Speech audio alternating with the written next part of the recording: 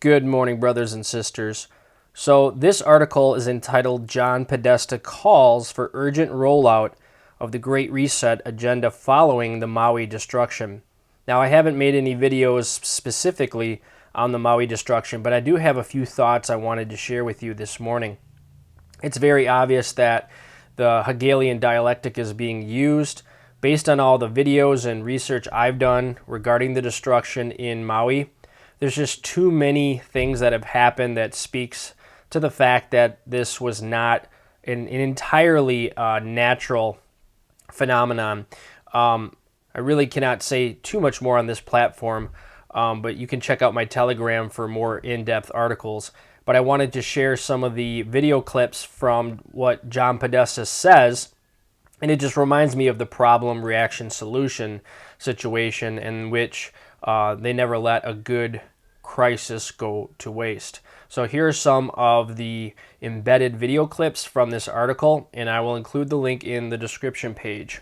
God bless. To stop these disasters from getting even worse, we have to cut the carbon pollution that's driving the climate crisis, and that's what the Inflation Reduction Act is all about. As Karine noted, we're marking the one-year anniversary of a truly transformative piece of legislation, the Inflation Reduction Act, which is the largest investment in clean energy and climate action ever in the United States, in the history of the world.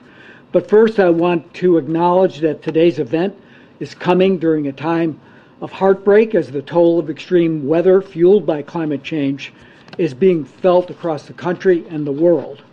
This summer has brought one climate disaster after another, from extreme heat in Arizona and Texas and across the Southeast to floods in Vermont and upstate New York to thick smoke from Canadian wildfires.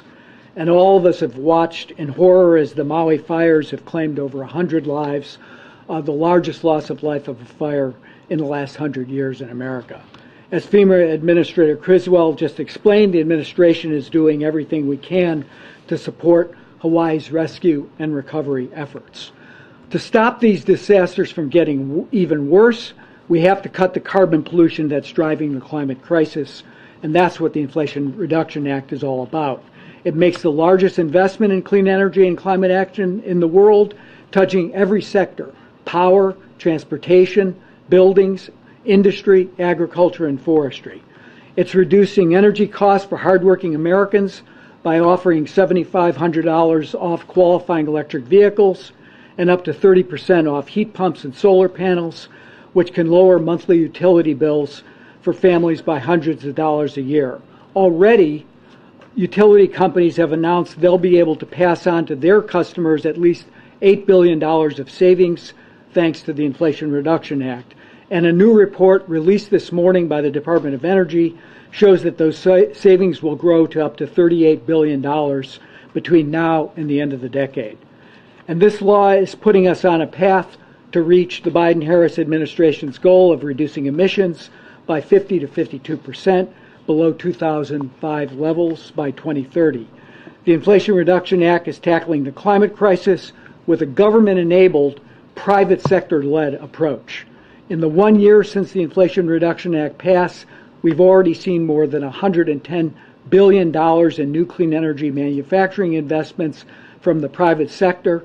Add to that $122 billion in investments in new utility-scale clean electricity, wind, solar, battery, storage, and more. These new investments are creating jobs and bringing economic opportunity to communities all across America. 1 year in, this historic law is advancing Bidenomics by investing in America, lowering energy costs, advancing environmental justice, and rebuilding our economy from the middle out and the bottom up. The law contains other provisions regarding health care and tax policy, so now it's my pleasure to pass it on to my colleague and friend, Domestic Policy Advisor Neera Tanden. Credit Suisse did an analysis that suggested that 90% of solar deployment in the U.S. will be supplied by solar manufactured in the United States. Solar panels manufactured in the United States.